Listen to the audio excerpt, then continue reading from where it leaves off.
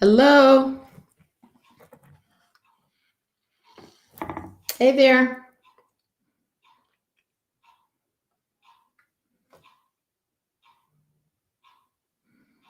Hey out there. How are y'all? Y'all I'm working this thing by myself. So my log in and make sure that I hit Instagram and Facebook at the same time so that I don't have to go back and make edits. Awesome sauce. Hello and happy Tuesday. I talked to some of you earlier today when I went live. I don't know if y'all saw my little dry cleaner post I made. If you didn't, please go and look at it because I thought it was absolutely great to share with you about grace. However, tonight I want to talk about a theme of today. Before I jump in, I'm Yolanda.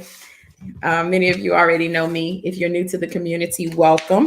I am a business and life coach, consultant, trainer, speaker, and I work with multi-gifted individuals to help them gain clarity and confidence. They stop doubting and start doing. So I just finished a group consult, and if there is anything, I won't give you the details of the group consult because it's really not important for this conversation.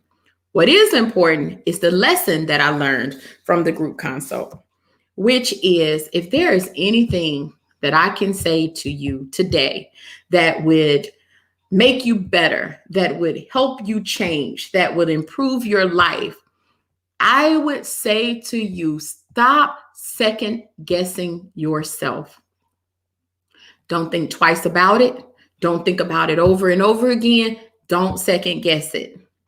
It is so, hey Rion, it is so important for you to get to a place where you can make decisions that you can really sit into and move forward with. Doubt is probably the biggest thief of goals, of dreams, of anything that you really want to do. Doubt comes to steal. And a lot of times it's not that you don't know what to do, it's that you don't trust yourself. You don't trust what to do. But here's the thing. The same fear that you have of not doing, I'm pretty sure it's the same fear that's there of doing. The difference is on one side of it, you will never see what the outcome will be, but on the other side, at least you'll try. I listen to probably I lose count of the number of people that I commonly talk to that have that common theme of I don't know if I should, and I say leave. If you go and you figure out it's not what you should have been doing, then take a step back. But if you never go, then you're never going to know if you are making the right decision. I challenge you to raise your emotional intelligence. It is so very important. You know that there is a place in your brain where your spinal cord where your thoughts enter. And then your thoughts have to go into your limbic system. That's where you feel. That's everything you feel. But then there's the rational part of your brain. And that's where you think. Before we even sometimes get to the rational part, we get stopped at the emotional part. We're stopped at the emotions. We don't always even get there because we got stopped when we felt fear, doubt, shame, unbelief, uncertainty, anger, grief, whatever the emotion is that's clouding our judgment and keeping us from making a rational decision, that sometimes stop us. But I challenge you today to really raise your emotional IQ. On my campus, I say that there's an emotional IQ and then there's a worth IQ. You got to know your worth. You really need to know and believe that you are worth going through the process. And you got to know how bad you want it. I'm going to talk about my mom, even though if she sees this, I'll pay for it later, but it's such a great story. So I called her today and I said, okay, mom, we need to go to this place. I want you to go with me. We're going to go on these dates and do X, Y, and Z. And she says, oh, that's so great. You read my mind. I was just saying I needed to get out. I haven't done anything since the pandemic started. And I just need a couple of days. And then she goes on to say, we'll go, but we can't go here. We can't go this way. Oh, make sure the floor isn't too high. Oh, I don't want to ride in the elevator. And also make sure I'm not on this. And by the time she finished, I said, you don't want to go. I said, Mom, there's no way you want to go. I said, who has that many stipulations? You don't want to walk the stairs and you don't want to use the elevator.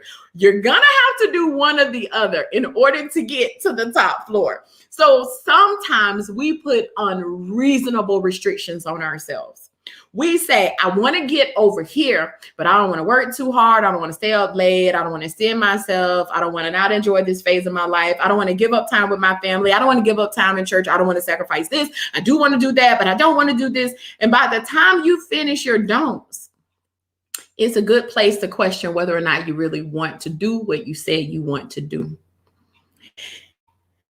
Doubts, excuses, emotions, they will all keep you paralyzed and stagnant. So I leave you today with a challenge to, one, evaluate your commitment to whatever it is you're wrestling with. One thing that I know about myself, if I'm wrestling with something, the chances are I really don't want to do it. Unless it's something really, really major, because my risk tolerance I've kind of elevated it over the past few years. So I'm willing to take on bigger risks. But if I'm really wrestling with something and I'm making 100 excuses and I have so much doubt, I really ask myself, do you want to do it?